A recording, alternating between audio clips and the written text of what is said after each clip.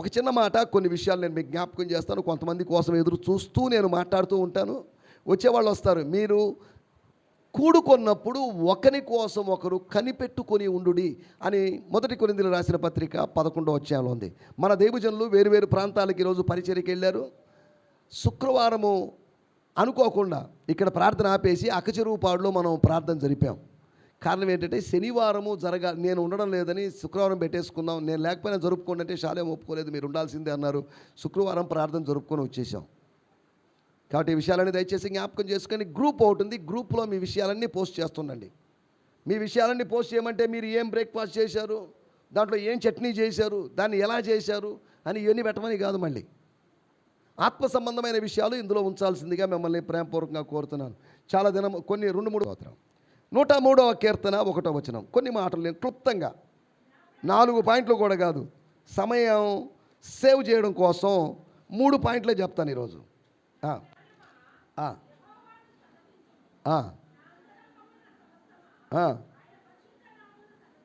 దేవునికి స్తోత్రం, హల్లెలూయా. ఏంటట? స్తుతించాలి అని ఉన్నప్పటికీ కూడా స్తుతించలేని పరిస్థితి మంది. ప్రార్థించాలని ఉన్నప్పటికీ కూడా ప్రార్థించలేని పరిస్థితి. సేవ చేయాలి అని ఉన్నప్పటికీ కూడా సేవ చేయలేని పరిస్థితి. అందుకనే యేసు ప్రభు చెప్పాడు, ఆత్మ సిద్ధమే కానీ శరీరం ఏమవుతుందట. ఇక్కడ గమనించాలి, ఆత్మ బలహీనంగా ఉంది. నా ప్రాణమా ఏం చేయాలట? అప్పటికే కీర్తనాకారుడు అనేక సంవత్సరాలుగా దేవుణ్ణి సన్నుతిస్తున్న వ్యక్తి, బాల్యము నుంచి భగవంతుని సన్నుతిస్తున్న వ్యక్తి ఆయన్ను సన్నుతించలేక ఉన్నాడు కాబట్టి, స్తుతించలేక ఉన్నాడు కాబట్టి దాని గురించి మాట్లాడుతున్నాడు. నీవు ఆయన్ను సన్నుతించు. ఎవరితో చెప్పాడు? అమ్మా ఆయన స్తుతించమ్మా, ఆయన స్తుతించండి అని చెప్పలేదు. ఒరే దావీదుగా, అంటే మీకు అర్థం కావాలని చెప్తున్నాను నేను. ఓ దావీదు, నా ఆత్మ, నా లోపల ఉన్నటువంటి ఆంతర్య పురుషుడా, ఆయన్ని సన్నుతించు. ఆయన్ని ఎందుకు సన్నుతించాలి? ఏమండి దావీదు గారు, చిన్న విషయం అండి, మాకు తెలియక అడుగుతాను. అసలు ఏంటి ఊరినే సన్నుతించమంటున్నారు? మీకేం పనిలేదా? అసలు దేన్ని బట్టి మేము సన్నుతించాలి అని అన్నప్పుడు, తన జీవితంలోని వ్యక్తిగతమైన జీవితంలోని 3వ వచనం నుంచి 6వ వచనం వరకు చూస్తే తన వ్యక్తిగత జీవితంలో ఆయన చేసిన కార్యాల గురించి ప్రస్తావిస్తున్నాడు. దేవుని స్తోత్రం, హల్లెలూయా. మన జీవితంలో జరిగినటువంటి కార్యాలను గురించి మనం దేవుని స్తుతించాలి. గుర్తుపెట్టుకోండి, దేవుణ్ణి 2 విధాలుగా స్తుతించాలి. ఒకటి, దేవుడు ఏం చేశాడు అనే దాన్ని బట్టి దేవుని స్తుతించాలి. ఒకటి, వాట్ గాడ్ ఈజ్, దేవుడు ఏమై ఉన్నాడు, దేవుడు ఏం చేశాడు, ఏమై ఉన్నాడు అనే మాటలు మనం గుర్తుపెట్టు. ఒకటి, దేవుడు నా కోసం ఏం చేశాడు, what he has done for me. దేవుడు నా కోసం ఏదైనా చేశాడా? ఏం చేశాడని దావీదు? ఆయన, ఓ అంతరంగమా, కుప్పలు కుప్పలుగా పెరిగిపోతున్న పాపరాశిని తొలగించి, పాపాన్ని కప్పివేసి, పాపాన్ని పరిహరించి నీకంత మేలు చేశాడే. ఇంత మేలు చేసినా స్తుతించకుండా ఉంటావా? దేవునికి స్తోత్రం, హల్లెలూయా. ఏం చేశాడంటే మొట్టమొదటి మేలు గురించి చెప్తున్నాడు. ఆయనకి చెప్పుకోవడానికి బోల్డ్ కారణాలు ఉన్నాయి. మ్యాట్ రెడ్మన్ అనేటువంటి ఒక ఇంగ్లీష్ రచయిత చెప్పినట్టు మాట, there are 10,000 reasons to praise. ఏం చెప్పాడు? దేవుణ్ణి స్తుతించడానికి 10,000కు పైగా కారణాలు ఉన్నాయి. దేన్ని బట్టి దేవుని స్తుతించాలబ్బా?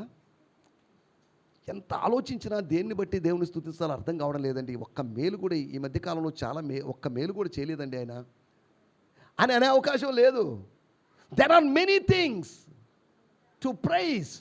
స్తుతించడానికి అనేకమైన కారణాలు ఉన్నాయి. ఒక చిన్న విషయం చెప్తాను. పౌలు గారు చెప్పాడు, నేను గాయు ఇంటి వారికి, క్రిస్పు ఇంటి వారికి తప్ప మరెవరికి బాప్తిసం లేదు, ఇందును బట్టి నేను దేవుని స్తుతిస్తున్నానని చెప్పాడు. ఇదేంటే ఇది విచిత్రంగా ఉంది కదా. మీ అందరికన్నా నేను అన్య భాషలతో ఎక్కువగా మాట్లాడుతున్నాను, అందును బట్టి నేను దేవుని స్తుతిస్తున్నాను. అనగా దేవుణ్ణి స్తుతించడానికి ఒక ప్రత్యేకమైన సందర్భం అవసరం లేదు. ఆ సందర్భాన్ని మనమే సృష్టించుకోవాలి. ఏమండి, మీకు అర్థమైతే స్తోత్రం చెప్పొచ్చు, మీకు అర్థమైందో అర్థం కావడం లేదో అనే ఆలోచనలో నేను ఉండిపోయి ఆ పాయింట్ దగ్గరే మళ్ళీ కొద్దిగా అటు ఇటు ఊగిసలాట చేయాల్సి వస్తుంది. జాగ్రత్తగా ఆలోచించాలి. నా ప్రాణమా ఏంటట ఏమని రాయబడింది? ఏముందమ్మా కన్నడలో? యజమాన్ రే ఎల్లిదీరా నన్ను మనవే యెహోవాను కొండాడు, నన్న సర్వేంద్రియగలరే ఆతన పవిత్ర నామమును కీర్తిసిరి. సాకు నా ప్రాణమా యెహోవాను స్తుతించుము, నా సర్వ అంగములారా ఆయన పవిత్ర నామాన్ని స్తుతించండి. ఇంగ్లీష్ అంటే உங்களுக்கு கையில் தமிழ் இருக்குதா? வாசிங்க தமிழ் இருங்க. என் ஆத்மாவே கர்த்தரே அவர் பரிசுத்த நாமத்தை ஸ்தோத்திரிப்பேன். மலையாளம் என் மனமே, என் மனமே అన్నది మలయాళం, నా మనసా.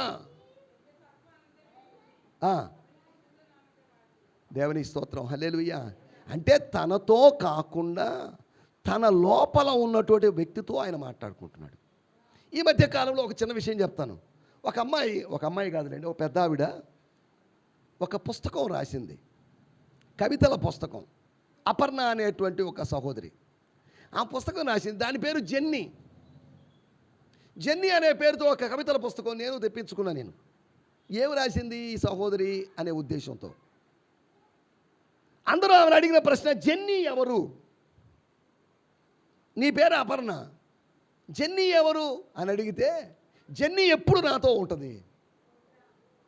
ఎవరు జెన్నీ? నా మనసుకి, నా అంతరంగానికి నేను జెన్నీ అని ముద్దు పేరు పెట్టుకున్నాను. దాని స్తోత్రం. కాబట్టి మన అంతరంగాన్ని మీరు కూడా ఏదైనా పేరు పెట్టుకోవచ్చు. ఒరే బుజ్జోడా, ఎందుకురా ఇంత అల్లరి, ఒరే వెర్రోడా అని మీరు ఎక్కడ నిలబడి ఒంటరిగా మాట్లాడుకుంటే, ఏంద్రా దయమ్మా అంటే నిన్నటిదాకా బాగుంది, ఇప్పుడే తనలో తాను మాట్లాడుకుంది అని అనుకునే అవకాశం ఉంది. దేవుని స్తోత్రం. ఎందుకు చెప్తున్నా అంటే, కీర్తనాకారుడు తన అంతరంగానికి ఒక పేరు పెట్టలేదు, కానీ ఈ అంతరంగము కూడా రెండు విధాలుగా ఉంటుందని వాక్యం చెప్తుంది. మన అంతరంగము మార్పు చెందుతుంది. ప్రాచీన పురుషుడుగా ఉన్న అంతరంగము ఒక నూతనమైన పురుషుడుగా మారుతుంది. రక్షణ తరువాత మన అంతరంగములో జరిగేటువంటి మార్పును బట్టి ప్రాచీన పురుషుడు ఎప్పుడు సనుగుతూ గొణుగుతూ సంతాపం చెందుతూ ఉంటాడు. కానీ నవీన పురుషుడు, నూతన పురుషుడు ఎప్పుడు స్తోత్రం హల్లెలూయా అని స్తుతిస్తూనే ఉంటాడు. వాళ్ళ నాలుకల అంచుల మీద స్తోత్రాలు నాట్యమాడుతూ ఉంటాయి. ఏమండి నా మాటలు అర్థమవుతున్నాయి మీకు? దేవుని స్తోత్రం, హల్లెలూయా. మనం ఆలోచిస్తున్న మాటలు, నా ప్రాణమా 3వ వచనము నుంచి 6వ వచనం దాకా వ్యక్తిగతమైన పర్సనల్ రీజన్స్ టు ప్రైజ్ చెప్పాడు.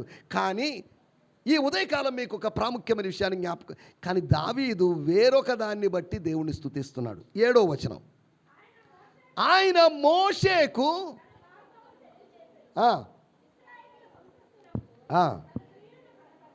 అయితే ఏంటి నీకేంటి దావీదు?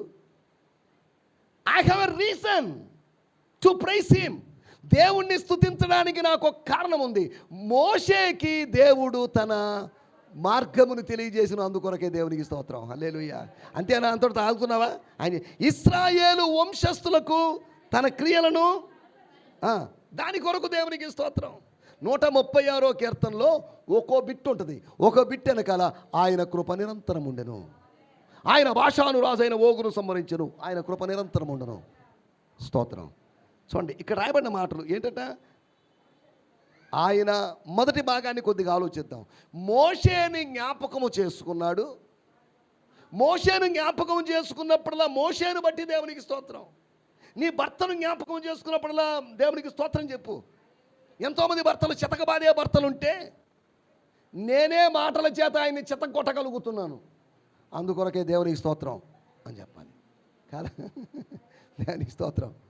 తెనాలి ప్రాంతంలో కొన్ని సంవత్సరాల క్రితం ఒక సంఘం ఏర్పడిందంట, భార్యా బాధితుల సంఘం. ఏదట? భార్యల చేత బాధితులైన వారి సంఘం. ఆ సంఘానికి ఒక అధ్యక్షుడు కూడా ఉన్నాడు కాదా. భర్తల బాధితులే కాదు, భార్యల బాధితులు లేరా? ఏమంటే ఉన్నారా లేదా? నెల్లూరులో ఉన్నారా లేదా మరి? మన సంఘంలో ఉన్నారా లేదా మరి? దేవుని స్తోత్రం, హల్లెలూయా. ఎందుకు చెప్తున్నా అంటే ఒక్కొక్క సంఘాలు ఇలా పెట్టుకుంటున్నారు. కీర్తనాకారుడు చెప్తున్న విషయము, స్తుతిస్తూ స్తుతిస్తూ స్తుతిస్తూ ఉన్నప్పుడు ఆయనకు ఒక విషయం సడన్గా గుర్తొచ్చింది. మోషేను గుర్తు చేసుకుంటున్నాడు. మోషే ఎవరు?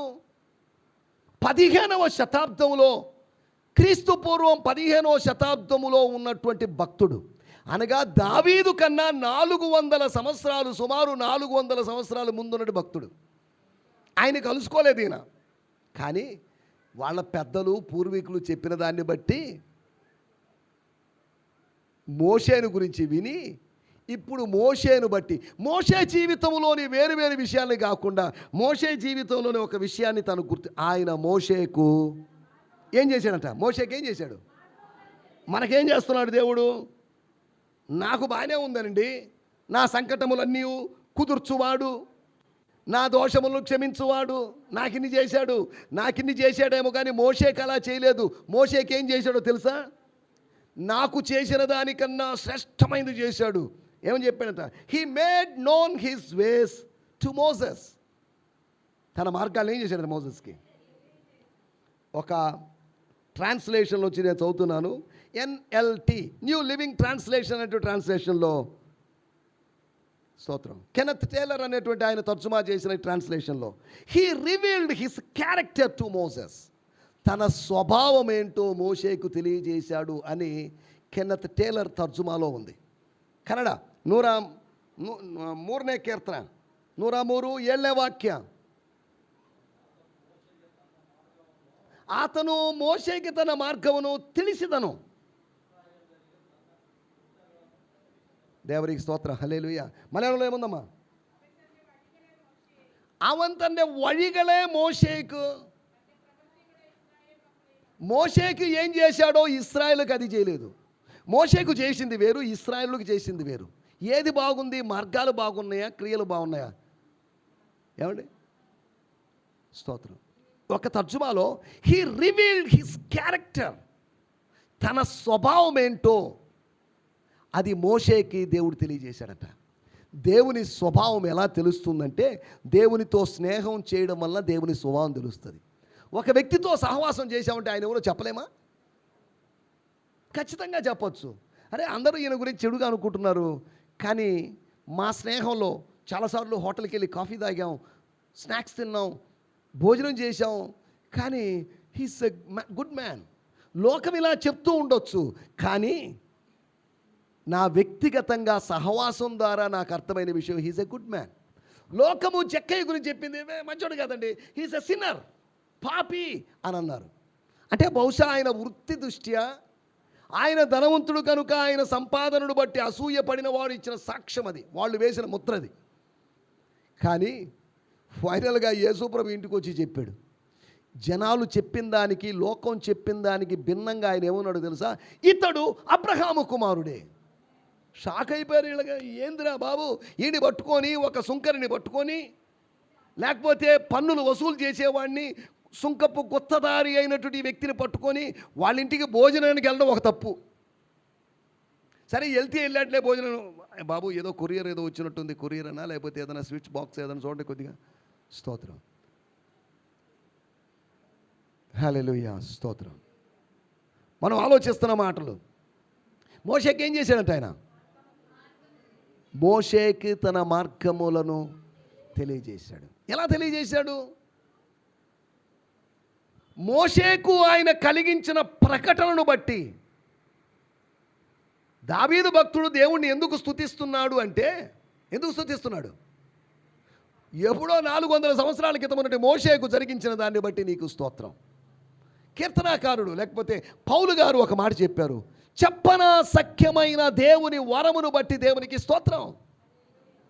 దేని బట్టి స్తోత్రం అంట?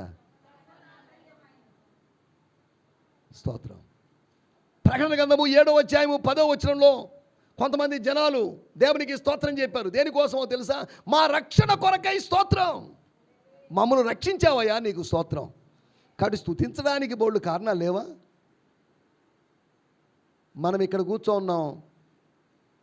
ఇక్కడ కూర్చొని ఉండగానే ఒళ్ళంతా రకరకాల పైపులు పెట్టించుకొని ఊపిరి ఆడడం కూడా కష్టమై కృత్రిమ శ్వాస అందించబడుతున్నటువంటి వాళ్ళు లేరా? ఐసీలో ఉన్నోళ్ళు లేరా? వాళ్ళతో పోలిస్తే మనం ధన్యులం కాదండి? దేవుని స్తోత్రం. మట్టిలో కలిసిపోయిన వాళ్ళు బోల్డ్ మంది ఉన్నప్పుడు మట్టి మనుషుల మధ్యలో నివసింపజేశాడే, గొప్ప సంగతి కాదా? ఎందుకు స్తుతించలేకున్నారు మీరు? దావీదు తన ఆంతర్య పురుషుడితో మాట్లాడినట్టుగా మీరు మీ ఆంతర్య పురుషులతో, ఇన్నర్ మ్యాన్తో, ఆంతర్య పురుషుడు అని ఉంది, దాంట్లో ఇంగ్లీష్లో ఇన్నర్ బీయింగ్ అన్నారు. ఆంతర్య పురుషుడు అంటే మళ్ళీ ప్రాబ్లం, ఆంతర్య స్త్రీ అనలేదని. కానీ ఇన్నర్ పర్సన్, అంతరాత్మను ఉద్దేశించి ఆయన మాట్లాడుతున్న మాటలు అవి. మనం కూడా మనతో మనం చెప్పుకోవాలి, స్తుతించండి, ప్రైజ్ ప్రైజ్. పాస్టర్ గారు చెప్తున్నప్పుడు స్తోత్రం. చెన్నై పట్టణంలో విచిత్రంగా ఉంటుంది. ఆ పాస్టర్ గారు ఇలా చెప్పాలి, ముందు హల్లెలూయా పోడుంగే అని అంటారు. ఇప్పుడు అందరూ హల్లెలూయా హల్లెలూయా హల్లెలూయా అని 3 అనేస్తున్నారు. అంటే 3 కాదు, 7 హల్లెలూయా సొల్లుంగా అనాలి. స్తోత్రం. నేను ఎందుకు చెప్తున్నా అంటే, మనము ఎంత స్తుతించినా కానీ ఆయన రుణము తీర్చలేకుండా మనం ఉన్నాం, స్తుతించబద్ధులమై ఉన్నాం. ఈ ఉదయకాలంలో మోషేను బట్టి, మోషేను గురించి దావీదు చెప్పిన మాటలు అర్థం చేసుకోవాలి. బైబిల్లో ఒక భక్తుడు మరొక భక్తుడు గురించి చెప్పుకున్నాడు. దావీదుని గురించి పేతురు చెప్పాడు. అపోస్తల కార్యములు 2వ అధ్యాయంలో దావీదుని గురించి నేను ధారాళముగా మాట్లాడవచ్చును, దావీదు సమాధి మన మధ్యలో ఉందండి అని చెప్పాడు. కానీ మోషే యొక్క సమాధి గురించి వాటి గురించి కాదు, కానీ మోషేకు దేవుడు ఏం బయలుపరిచాడో, ఏం తెలియజేసినట్ట, తన మార్గములను. అంటే ఏమనర్థం? తన మార్గాలు ఎక్కడున్నాయి? వాక్యములో ఉన్న తన ఇంకా మీకు అర్థం కావాలంటే, మోషేకు దేవుడు ధర్మశాస్త్రాన్ని ఇచ్చాడు. మోషేకు దేవుడు 2 రాతలు కలిగినటువంటి రాతి పలకలను ఇచ్చాడు అని చెప్పడమే. అపోస్తల కార్యములు 7వ అధ్యాయము 38వ వచనం, ఎవరైనా తీసిన వారు చదవండి. అపోస్తల కార్యములు 7వ అధ్యాయము 38వ వచనంలో స్టీఫెన్ అనేటువంటి ఒక హతసాక్షి,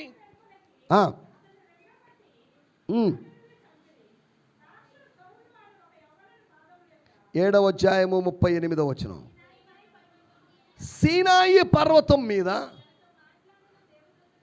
తనతో మాట్లాడిన దేవదూతతోను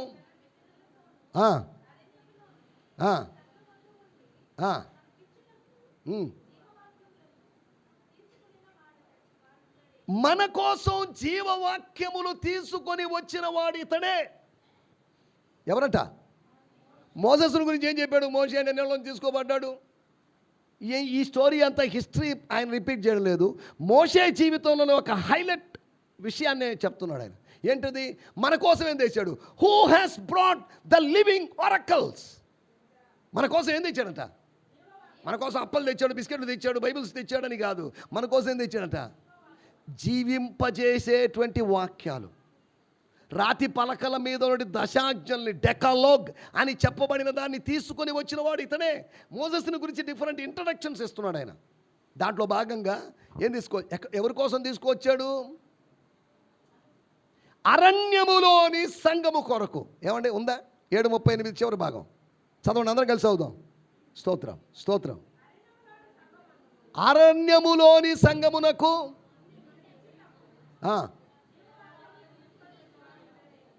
దేనికోసం అంటే, ఎవరి కోసం అంట?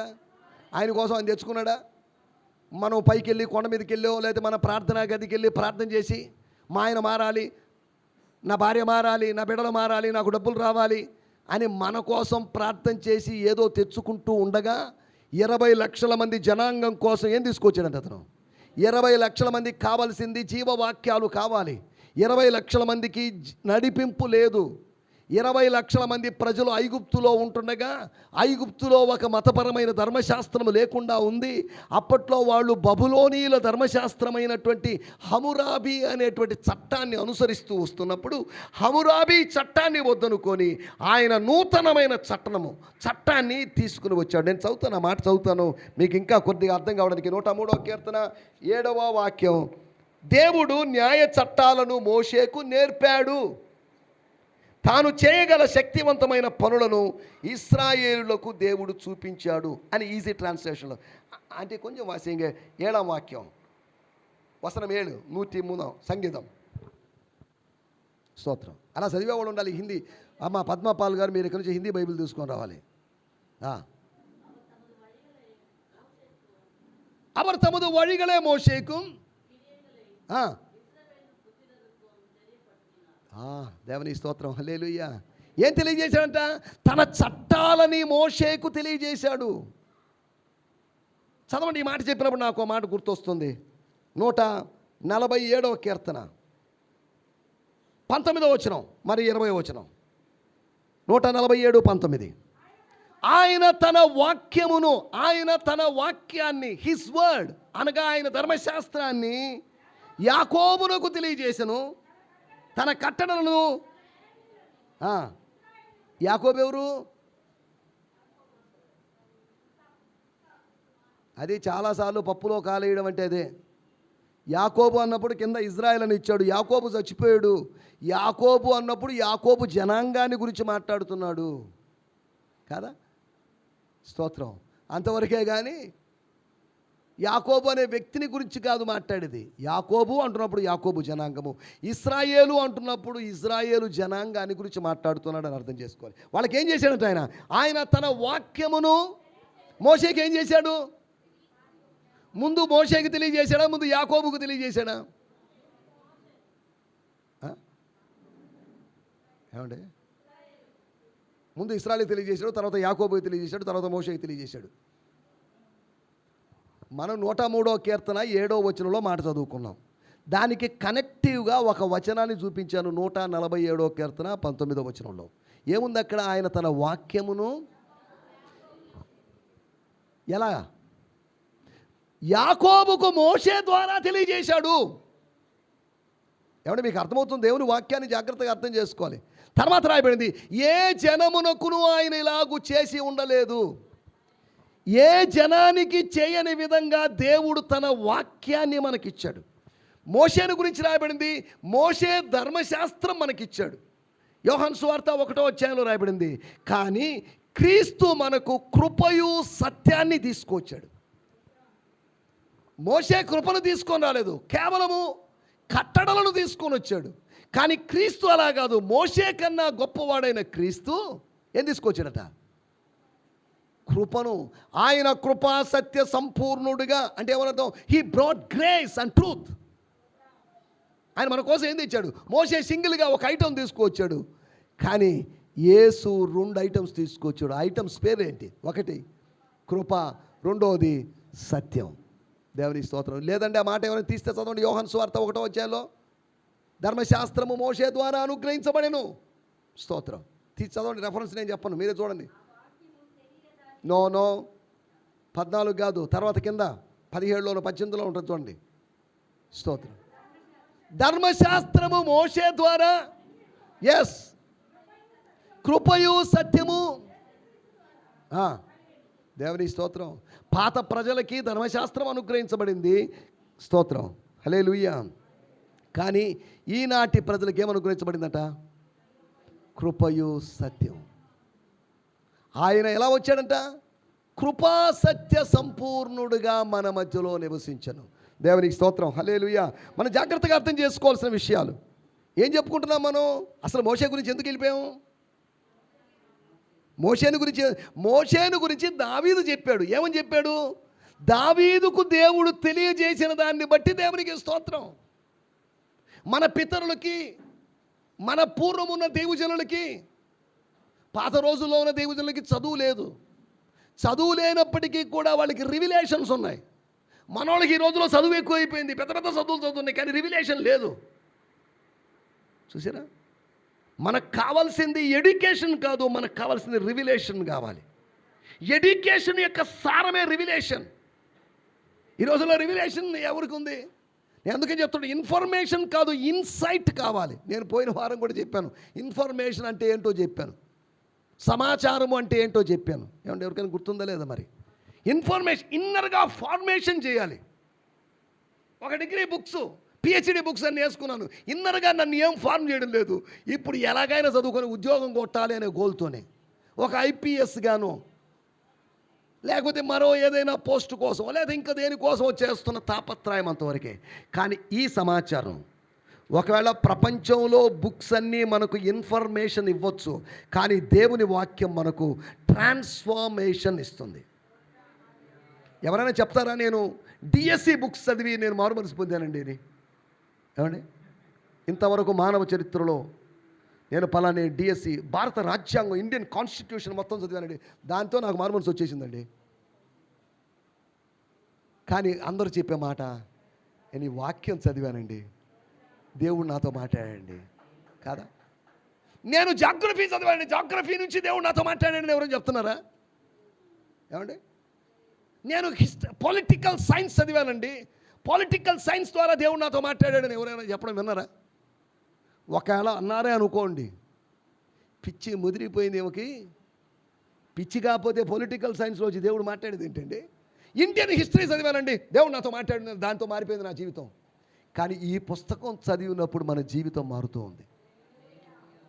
ఇంతకుముందు కూడా చెప్పాను, డేవిడ్ యాంగిచో అనేటువంటి ఒక వ్యక్తి ఒక చిన్న అమ్మాయి పుస్తకం ఇస్తే, వద్దులేమ్మా నాకొద్దు, నేను బుద్ధిస్టుని, నాకెందుకమ్మా మీ పుస్తకాలు, నేను ఇంక 3 నెలల్లో చచ్చిపోతాను, టీబీ పేషెంట్ని. లేదంకల్ నా మాట వినండి అని అమ్మాయి ఒత్తిడి చేసింది. ఇతడు చదవడం ఆరంభించాడు. మత్తయి సువార్త చదివినప్పుడు అబ్రహాము ఇస్సాకును కన్నాడు, ఇస్సాకు యాకోబును కన్నాడు. ఏందిరా ఇది? పాపా నువ్వు ఇంత వచ్చి సిగిస్తున్నావు కాబట్టి నీకు ఒకటి చెప్తున్నాను, నాకు వద్దులే, ఈ పుస్తకం వద్దు, మంచి పుస్తకం ఏదైనా ఇవ్వండి అని అంటే, లేదంకల్ ఈ పుస్తకమే మంచి పుస్తకం అంకుల్. ఏందిరా ఈ అమ్మాయి నన్ను ఇసిగిస్తుందని చెప్పేసి చదవడం ఆరంభించాడు. అమ్మాయి కోసం చదవడం, ఎవరో అంట యేసు అంట బాగు చేశాడంట అని మార్కు సువార్తకు వచ్చాడు. ఓహో, యేసు అని ఆయన చేస్తాడన్నమాట. మళ్ళీ చేసినట్టున్నాడే, అక్కడ చేసినవి కాకుండా మళ్ళీ చేసినట్టున్నాడే. మళ్ళీ లూకా సువార్తకు వచ్చేసాడు. లూకా సువార్తకు వచ్చినప్పుడు ఆయన ఆలోచించడం, ఒరే అక్కడ మొదటి గాస్పల్లో ఆయన చేశాడు, 2వ దాంట్లో చేశాడు, 3వ దాంట్లో చేశాడు. అంటే ఆయన ఇప్పటికీ చేస్తాడా? ఆయనలో ఆయన ప్రశ్నించుకుంటున్నాడంట. ఎవరు చెప్పలేదు. ఆయన చేయగలడా ఈ కార్యాలు? చేయకుండా పోతే ఎందుకు ఇంత రాస్తారు? ఒకడు రాశాడంటే ఓకే, అది అబద్ధమో నిజమో అనుకోవచ్చు.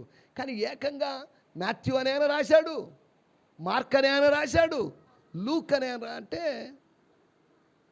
జరిగే అవకాశం ఉంది. చూసారా? ఆయన ఎక్కడుంటాడు? ఈ యేసు ఎక్కడుంటాడు? ఏమో.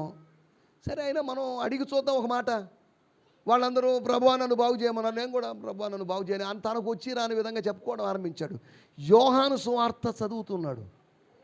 తనకు అర్థమైంది, నాకు అనిపిస్తుంది ఒకటి, ఈ యేసు నన్ను కూడా బాగు చేయగలడని.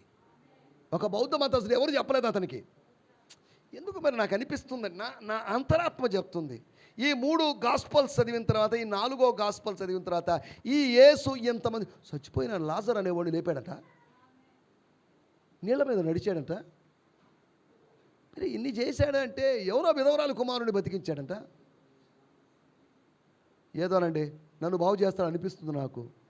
తనకు తెలియకుండా దాన్ని చదువుతూ, ఈ పుస్తకంలో ఉన్నటువంటి భగవంతుడా, ఈ సువార్తల్లో ఉన్న భగవంతుడా నన్ను బాగు చేయి అని ఆయన తెలీదు.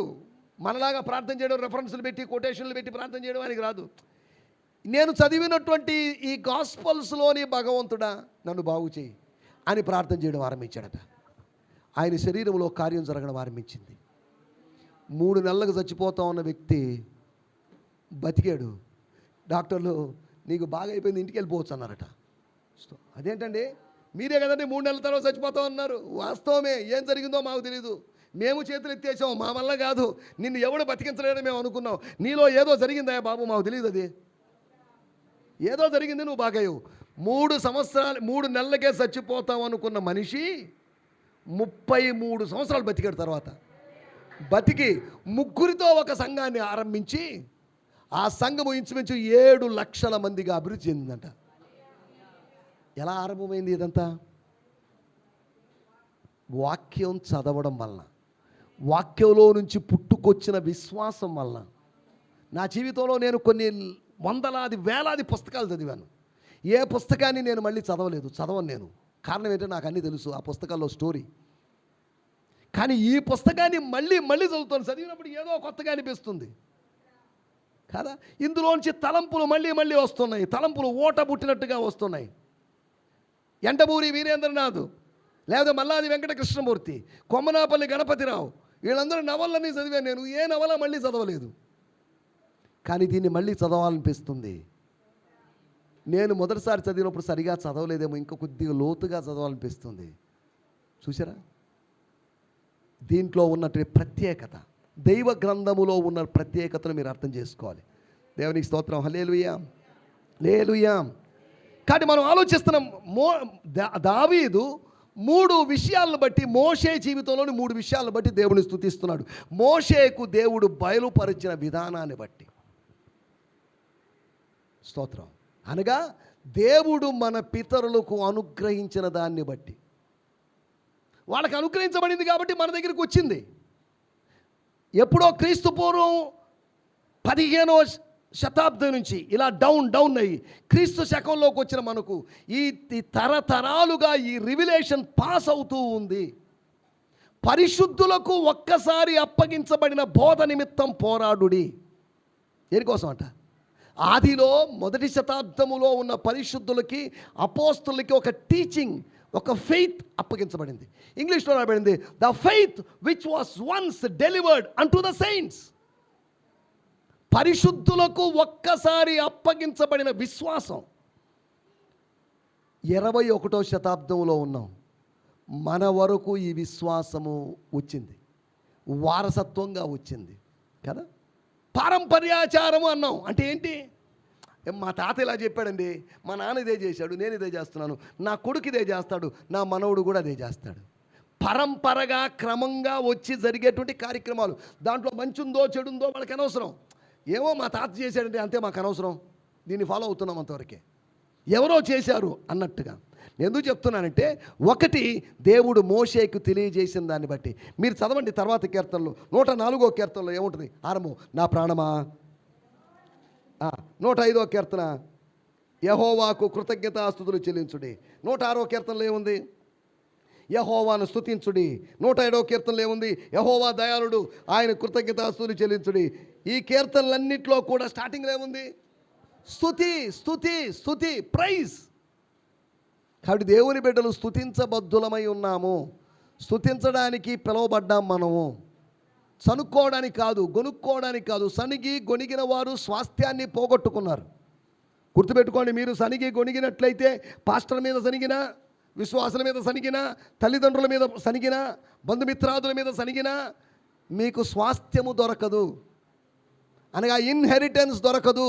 పాలు తేనెలు ప్రవహించే దేశములో మీరు ప్రవేశించలేరు. పాలు తేనెలు ప్రవహించే దేశము కన్నా శ్రేష్టమైనటువంటి పరలోక రాజ్యములో మీరు ప్రవేశించలేరు. దేవునికి స్తోత్రం, హల్లెలూయా. దావీదు ఏం చెప్పాడు మోషేను గురించి అని మరి 2 మాటలు కూడా నేను జ్ఞాపకం చేస్తాను. ఒకటి, మోషేకు దేవుడు బయలుపరిచిన దాన్ని బట్టి దేవుని స్తుతిస్తున్నాడు. చదవండి 105వ కీర్తన 26వ వచనం. 105:26. ఇవన్నీ ఇంచుమించు కనెక్టివ్గా ఉన్నాయి. మనం డివైడ్ చేసుకున్నాం. బైబిల్ అంతా గుర్తుపెట్టుకోండి ఒకటిగా ఉంది. దాన్ని అధ్యాయాలుగా, వచనాలుగా విభజించుకున్నారు. బైబిల్ అంతా ఎలా ఉంటుందంటే ఇది ఒక రివిలేషన్. దీన్ని ప్రోగ్రెసివ్ రివిలేషన్ అన్నారు. కొద్ది కొద్దిగా చూడండి, మనం ఇలా నడుచుకుంటూ వెళ్తున్నాం. ఆ చివరన ఏముందో మనకు సరిగా కనిపించడం లేదు. కాస్త దగ్గర అయ్యే కొద్దీ, ఓహో పలాంది ఉంది కదా, పలానోళ్ళు ఉన్నారు కదా, పలాని చోటు కదా అని అర్థమవుతుంది. అలాగే మనం సమీపించే కొద్దీ, దైవ సాన్నిధ్యాన్ని సమీపించే కొద్దీ దైవ సందేశం మనకు అర్థమవుతుంది. Revelation is progressive. చదవండి 105వ కీర్తన 6వ వచనం. ఆయన తన సేవకుడైనా, చాలండి. ఏం జ్ఞాపకం చేసుకుంటున్నాడు? మోషే చచ్చిపోయాడు. ఆ చచ్చిపోయిన మోషే గురించి ఇప్పుడు, చచ్చిపోయిన మోషేని దేవుడు మర్చిపోలేదు. చచ్చిపోయినటువంటి మోషేని కీర్తనాకారుడైన దావీదు మర్చిపోలేదు. 400 సంవత్సరాల క్రితం జీవించాడు మీ తాత. మీకు తెలుసండి? పాల్సార్ని అడుగుదాం. వాళ్ళ తాత వాళ్ళ నాన్న తెలుసా మీకు? పాల్సార్ ఎందుకు తెలీదు? చూడకపోవచ్చు. దావీదు చూడలేదు కదా, అబ్రహాముని, మోషేని చూడలేదుగా. ఆయన ఎందుకు చెప్పాడు? కానీ వాళ్ళ గురించి వివరాలు ఉన్నాయి. తెలుసుకున్నప్పుడల్లా మోసెస్ను బట్టి, oh so what a great man. మనం కూడా అనుకుంటాం మనం కాదండి. ఇప్పుడు మేము అనుకుంటాం మేము కాదు, మా పెద్ద ఆయన మమ్మల్ని అందరినీ ఇక్కడికి తీసుకువచ్చినట్టు ఆయన ఉన్నాడు. మా పెద్ద ఆయన కేరళ నుంచి ఇక్కడికి తీసుకొచ్చి, ఆయన గొప్పవాడు కదా.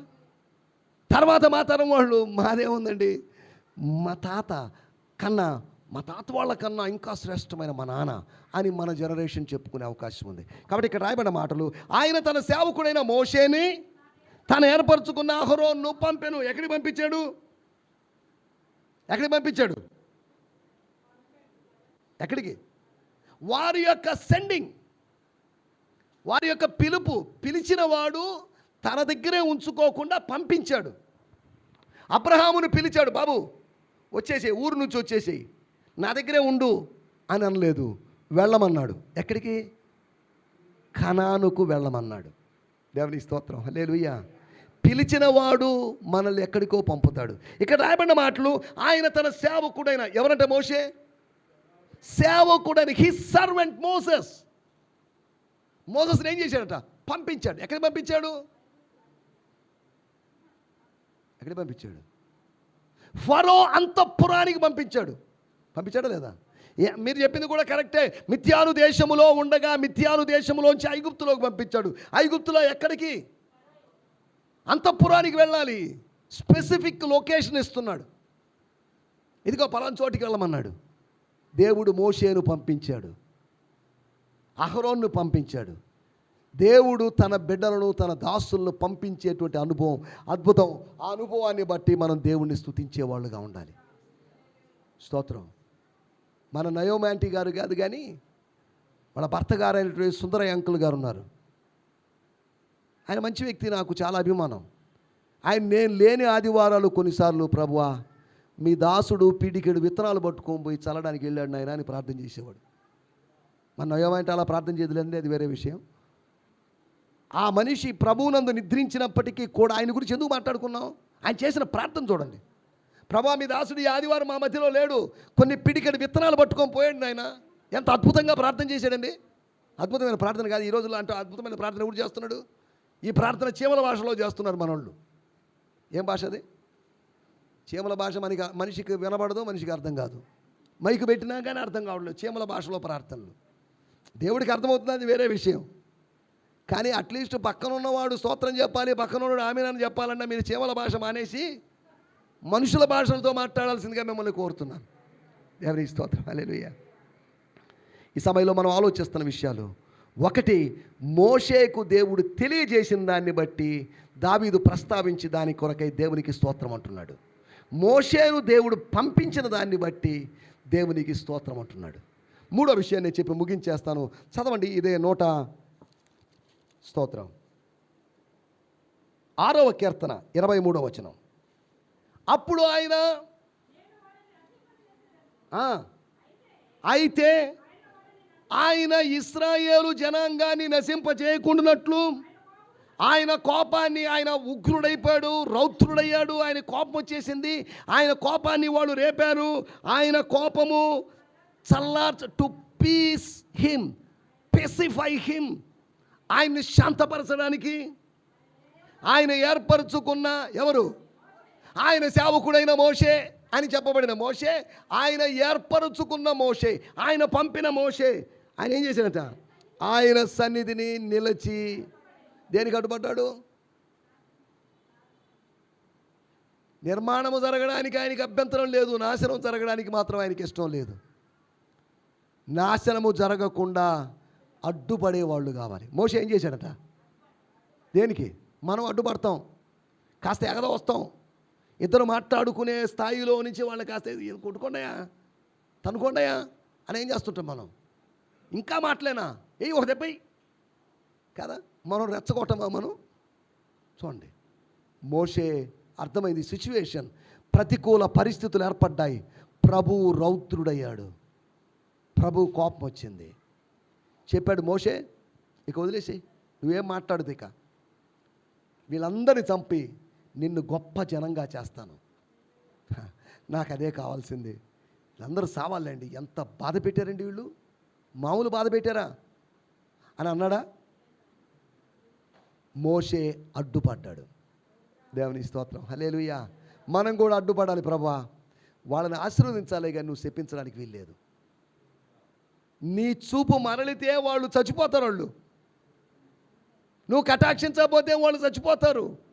నువ్వు పిలిస్తే వచ్చిన వాళ్ళు ఈ అరణ్యంలో చచ్చిపోతే ఎలాగా?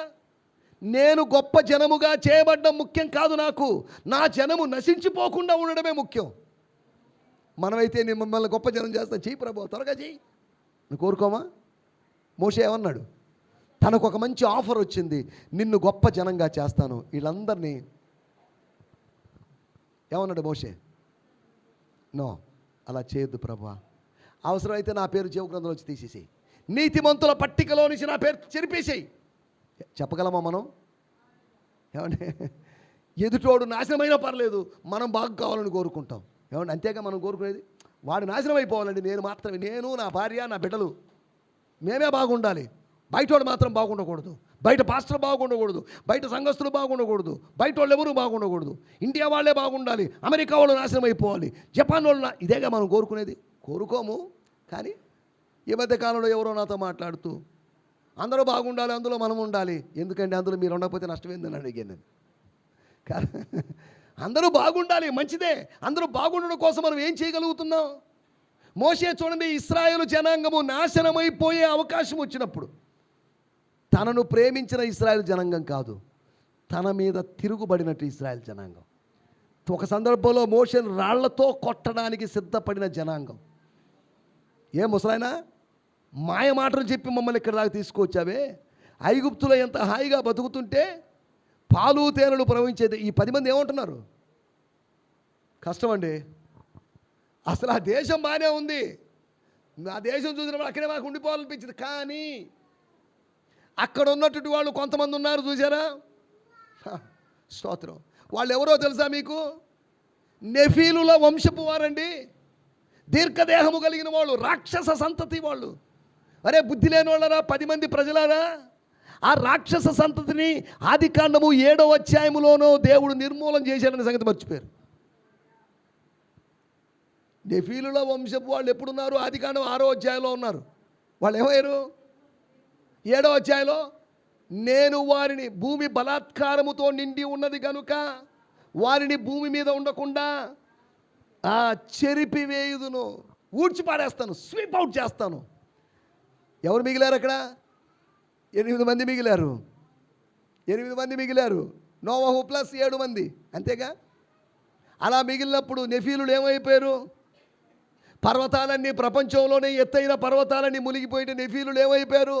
రాక్షస జాతి వారిని ఆ ప్రళయం మినహాయించలేదు. కానీ వీళ్ళు అంటున్నారు, వాళ్ళు ఎలా ఉన్నారు తెలుసా? అమ్మో, అనాకీల వంశస్థులు నెఫీలులు వాళ్ళు ఉన్నంతకాలం మనకు కష్టమే. అతడు యూదుడైనందున నీవు నిశ్చయంగా చెడిపోతావు, నువ్వు జయమందవు అని ఒక ఆయన భార్య చెప్పింది. వాడు యూదుడైనందు చేత నువ్వు గెలవలేవు. యూదుడు అంటే, యూదా అంటే స్తుతించేవాడు. స్తుతించేవాడు ఉంటే సమస్య పరిష్కారం అవుతుంది. స్తుతించేవాడి మీద జయం సాధించేవాడు లేడు. జరేషు చెప్తుంది, బావా నువ్వు చెప్పిన ఆశలు బాగానే ఉన్నాయి, వాడిని చంపాలనే ఆశ బాగుంది, అతడు యూదుడు కాబట్టి కష్టమే. వాడు వేరే క్యాస్టోడో వేరే వాడైంటే బాగుండేది. దేవుడు ఏర్పాటు చేసుకున్న జనాంగాన్ని నువ్వేమీ చేయలేవు. దేవుడు ఏర్పరచుకున్న వారిని ఎవరు ఏం చేయలేరు. దేవుడు మన పక్షాన ఉండగా మనకు విరోధి ఎవడు? దేవుని స్తోత్రం, హల్లెలూయా. 3వ విషయం, మోషే ఏం చేశాడట? మోషే అడ్డుపడడాన్ని, చరిత్రలో ఉన్న విషయాన్ని, సుమారు 400 సంవత్సరాల క్రితం ఉన్న విషయాన్ని దావీదు జ్ఞాపకం చేసుకుని దాన్ని బట్టి దేవుని స్తుతిస్తున్నాడు. మీరు దేన్ని బట్టి దేవుని స్తుతిస్తున్నారు? నా మాటలు నేను ఇక్కడ ముగించేస్తున్నాను. 3 విషయాలు చెప్పాను. నా ప్రాణమా యెహోవాను సన్నిధించుమని చెప్పిన మాటల్లో నుంచి తన వ్యక్తిగతమైన విషయాలు 7, తన చరిత్రలోని విషయాలు, తమ చరిత్రలోని, తమ పూర్వపు చరిత్రలోని 2 విషయాలు, మోషే ఇశ్రాయేలు సంగతులు ప్రస్తావన తీసుకొచ్చాడు. మోషేని గురించి 3 విషయాలు మనం మాట్లాడుకున్నాం. మోషే 1 ఏం జరిగిందట? అతడికి హీ గాట్ రివిలేషన్. 2వది, మోషేని గురించి ఏం చెప్పాడు? ఏం చెప్పలేదండి? ఇప్పటిదాకా చెప్పాను నేను, ఇంతసేపు అరిచి చెప్పినా. వారిని పంపించాడు, హీ సెంట్ ఫోర్త్. 3వ విషయం, మోషే ఏం చేశాడట? అడ్డుకున్నాడు. తండ్రికి పిచ్చ కోపం వచ్చింది, కొడుకుని చావు బాధపోతున్నాడు. తల్లి అడ్డు వెళ్ళింది. ఈ ఆవేశంలో వాడిని కొడితే సస్తాడయ్యేవాడు అని తల్లి అడ్డుపోయింది. ఈ ఆవేశంలో ఒక బెల్ట్ దెబ్బ తల్లి మీద పడింది. తల్లి కొడుకు దగ్గరికి వెళ్ళి, రే చూడరా, తప్పు చేసింది నువ్వురా, దెబ్బ పడింది నాకు. వాడు ఏడుస్తాడు, ఇక మమ్మీ ఇంక చేయను మమ్మీ, అది 4 రోజులకే మళ్ళీ చేస్తానే ఉంటాడు వాడు. కదా, మనుషుల యొక్క పద్ధతి మధ్యవర్తిగా క్రీస్తు మన పోనీలేవయ్యా, సంతోష్ చేసింది అది పెద్ద తప్ప ఏంటి, క్షమించేయి. సంతోష్ నరహత్య చేసి ఉండొచ్చు, క్షమించేయి. తండ్రి వీరేమి చేయుచున్నారో వీరు ఎరుగురు కనుక వీరిని శిక్షించము ఏంటి ఏమన్నాడు, ఫర్గివ్ దెమ్. వాళ్ళు ఎవరయ్యా, వాళ్ళు మట్టోళ్ళ మీద నీకు ఎందుకు అంత కోపం, క్షమించేయి. చూసారా, దేవుని స్తోత్రం, హల్లెలూయా. వాళ్ళని క్షమించమని అడిగాడు, శిక్షించమని అడగలేదు. మనం కూడా ఇతరులు శిక్షించబడాలని కాదు, రక్షించబడాలని ప్రార్థన చేయాలి. ఏ ఒక్కరూ నశించిపోవటం ఆయన చిత్తం కాదు, రక్షించబడాలని ప్రార్థన చేద్దాం. దేవునికి స్తోత్రం, హల్లెలూయా. మధ్యవర్తిగా ఉన్నటువంటి యేసు, ఇంకా నా వల్ల కాదు, మీరు చూసుకోండి, మీరు తండ్రి అని దేవుడు చూసుకోండి, నా మధ్యవర్తిత్వానికి ఇక్కడ ముగింపు పలుకుతున్నాను అని చెప్పలేదు. కానీ ఆయన మధ్యవర్తిత్వం కొనసాగిస్తూనే ఉన్నాడు. తండ్రి కుడి పార్శ్వమును కూర్చొని మధ్యస్థం చేస్తున్నాడు. పోనీలేవయ్యా, సంతోష్ ఈరోజు 4 బూతి మాటలు అన్నాడు, అది వాస్తవమే. వాడు బలహీనుడు, వాడు మొదటి నుంచి అంతే కదా, వాడు వదిలేసేయి, వాడిని శిక్షించకు. వాడికి భార్య బిడ్డలు ఉన్నారు, వాడికి ఒక సంఘం ఉంది, వాడు సస్తాడు, వాడి సత్తి ఏంటి పరిస్థితి, ఆ బిడ్డల పరిస్థితి ఏంటి అని ఏం చేస్తున్నాడు, సంతోష్ బలంలో కొట్టాడు, వదిలేసేయి. వాడు అటువంటి వాడే, వాడు పాడుబుద్ధి అంతే, మొదటి నుంచి అంతే. వాడు మన పక్షాన ఏం చేస్తున్నాడు, ఆయన మన మీదకి రావాల్సిన శిక్షను తప్పించడానికి అడ్డుపడుతుంది. వద్దు, ఉండు, ఒక సందర్భం నేను చూసుకుంటా కదా, నాకు టైమే. 3 సంవత్సరాలుగా నేను ఇక్కడికి వస్తూ ఉన్నాను. మీలో ఫలాలు లేవు ఇశ్రాయేలు జనాంగమా, ఓ అంజూరపు చెట్ట నీలో ఫలాలు లేవు. అయ్యా తోటపాల్ గారు, ఇమీడియట్గా దాన్ని నరకండి. అయ్యా ఇంకొక సంవత్సరం నేను చెయ్యాల్సింది చేస్తాను. I will try my level best to get fruits, to get harvest, please. సరే నువ్వు చెప్పావు కాబట్టి, లేకపోతే దాన్ని నరికి చూడు, అంత ఎత్తు పెరిగింది, అంత పెద్ద పెద్ద ఆకులు ఉన్నాయి, కానీ ఏం లేవు. ఆకుల కోసం కాదు, ఈ రోజులో ఆకులు పెద్ద పెద్దగా ఉన్నాయి, ప్రోగ్రామ్స్ ఎక్కువ ఉన్నాయి మనకు కాదా, క్రిస్టియన్ సెంటిమెంట్స్ ఎక్కువ ఉన్నాయి. లేస్తే ప్రైజ్ లార్డ్ అంటాం, హల్లెలూయా ప్రైజ్ లార్డ్, దేవునికి స్తోత్రం అంటాం. మన బండి మీద వాక్యపు స్టిక్కరు, ఇంటి గోడ మీద వాక్యపు స్టిక్కరు, మన సమాధుల మీద వాక్యాలు, కానీ జీవితంలో లేని వాక్యాలు. ప్రతి చోట వాక్యాలేగా. ఏమండి, కొన్ని చోట్ల మందిరాలకు వెళ్తే ఆ స్విచ్ బోర్డు మీద కూడా సిలువాకారంలో స్విచ్ బోర్డు. ఎంత పరిశుద్ధులండి వాళ్ళు కాదు. స్తోత్రం. ఒక ఆయన గోడల నిండా పావురాలు పెట్టేశాడు. ఏం సార్ అని అడిగాను. పరిశుద్ధాత్మ గుర్తండి, ఇన్ని పరిశుద్ధాత్మలు ఉన్నారా అని అడిగాను నేను కదా. మన దగ్గర ప్రోగ్రామ్స్, ఆకులు ఉన్నాయి కానీ ఆత్మ ఫలాలు లేవు కదా. పాత కాలపు పాత నిబంధన కాలపు భక్తులు, వాళ్ళ దగ్గర ఆకులు తక్కువ కానీ ఫలములు ఎక్కువ. ఆధునిక క్రైస్తవత్వంలో ఆకులు ఎక్కువ ఉన్నాయి, ఫలములు తక్కువ. ఎలా ఉన్నావు నువ్వు? కేవలం ఆకులతో నువ్వు అందంగా కనిపించినంత మాత్రాన మనుషులు మోసపోతారేమో కానీ ప్రభువు మోసపోడు కదా. పాటలు బాగా పాడుతుందండి, బూతులు కూడా తెరుతుందండి. స్తోత్రం. ఎవరో ఒక ఆమెను గురించి చెప్పిన సాక్ష్యం, ఆదివారం ఆరాధన చేస్తుందండి, బాగా అన్ని భాషలతో మాట్లాడుతుంది. సోమవారం నుంచి శనివారం దాకా అన్యాయపు భాష మాట్లాడుతుంది. ఆదివారం ఏం మాట్లాడుతుందంట, అన్ని భాషలు తప్పని కాదు, నేను అనలేదు. కానీ సోమవారం నుంచి శనివారం దాకా ఏం భాష అంట, అమ్మో ఆమె నోటికి ఎక్కడ తట్టుకుంటాం సార్. నోరు తెరిస్తే బూతులండి, నోరు తెరిస్తే సినిమా పాటలు పాడుతుందండి ఆమె. ఇవేనండి మీకు భక్తురాలు? పోనీలేండి, అయినా చూడొద్దు. ఇలా నేను కొంతమందిని సమర్థించాను. నువ్వు ప్రతి వాడిని సమర్థిస్తుంటావేంటి? నువ్వు కొత్త వాళ్ళని సమర్థిస్తావు, పాత వాళ్ళని సమర్థించవేంటి? పోనీలేండి, తెలుసుకుంటారులేండి. మండిపడినటువంటి సందర్భాలు ఉన్నాయి. దేవునికి స్తోత్రం, హల్లెలూయా. నా మాటలు నేను ఇక్కడ ముగిస్తున్నాను. నా ప్రాణమా, మనం ఏం చేయాలి? మనతో మనం చెప్పుకోవాలి. మీ ఆత్మకు మీరు ఏదైనా పేరు పెట్టుకోండి, చిన్న సంతోషం పెట్టుకోండి. ఒరే సంతోషాన్ని పెట్టుకో, ఒరే సంతోషంగా దేవుణ్ణి స్తుతించురా. ఎందుకురా మనుషుల్ని పొగడ్డం, ఎందుకురా రాజకీయ నాయకుల్ని పొగడ్డం, ఎందుకురా ముఖస్థుతి చేయడం? దేవుణ్ణి స్తుతించు. దేవుని స్తోత్రం. పొగడ్డం లేదా, వాళ్ళని పొగడ్డం లేదా, డబ్బులు ఇచ్చేవాళ్ళని పొగడ్డం లేదా, మనల్ని పొగిడే వాళ్ళని మనం పొగడ్డం లేదా? అది కాదు. నీకెన్నో మేళ్ళు ఉపకారములు చేసినట్టు ఆయన్ను మర్చిపోవద్దు. ఆయన స్తుతిస్తూనే ఉండు. Keep on praising, praise. దేవునికి స్తోత్రం, హల్లెలూయా. మోషే జీవితంలోని 3 కార్యాలను బట్టి కీర్తనాకారుడు స్తుతిస్తున్నాడు. మన జీవితంలో, గత జీవితంలో జరిగిన కార్యాలను బట్టి. నేను చెప్పాను, ఒకటి, దేవుడు మనకి ఏం చేశాడు అనే దాన్ని బట్టి మనం దేవుని స్తుతించాలి. రెండవది, దేవుడు ఏమై ఉన్నాడు అనే దాన్ని బట్టి దేవుని స్తుతించాలి. దేవుడు పరిశుద్ధుడు, దేవుడు నీతిమంతుడు, దేవుడు న్యాయాధిపతి, కాబట్టి దేవునికి స్తోత్రం. దేవుడు నాకు మేలు చేశాడు, దేవునికి స్తోత్రం. ఆయన పరిశుద్ధుడు, దాని కొరకే దేవునికి స్తోత్రం. అందరం కళ్ళు మూసుకుందాం, చిన్న ప్రార్థన చేసుకుందాం. ప్రార్థన. స్తోత్రం.